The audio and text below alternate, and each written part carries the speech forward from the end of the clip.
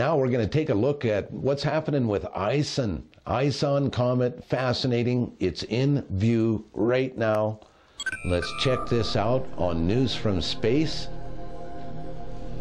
Going to do a little diagram here.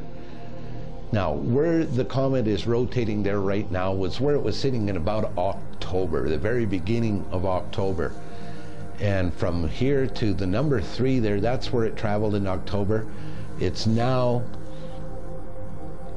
in the zone, number 3 there. Now, as this animates, when it's in the zone where you should be able to see it with your naked eye, you're going to see a little eyeball appear in the top right-hand corner of the screen there. So here's where we're sitting right now. We're in the zone where you should be able to see it for a little bit, but here's about where it's going to be the best viewing on planet Earth, and that, in my estimation, is somewhere between probably about the 5th and the 15th of December.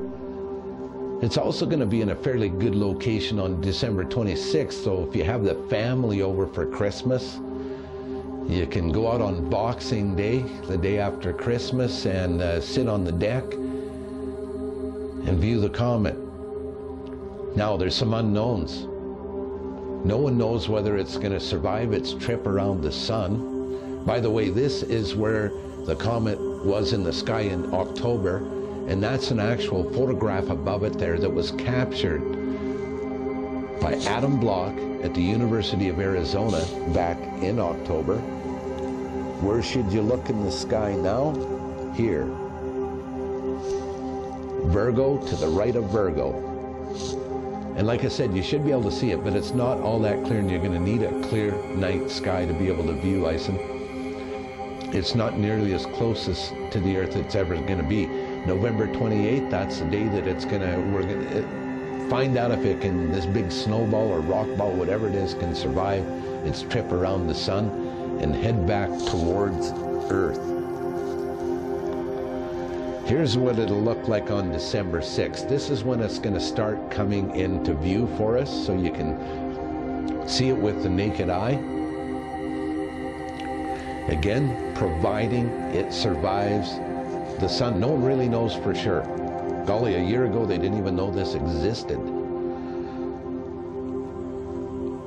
Scientists would have us believe that this didn't come very close to Earth at all. 60-some million miles, something like that. But when you take a look at it in terms of the universe, and you see in that animation right there exactly how close it really does come to Earth, I'd say that's a close call in my books.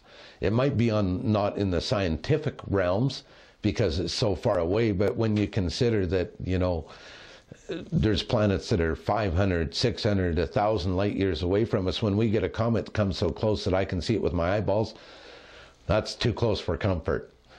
Well, it's time to take a little bit of break, a little breather, and have you look at a very important message. I'll be right back.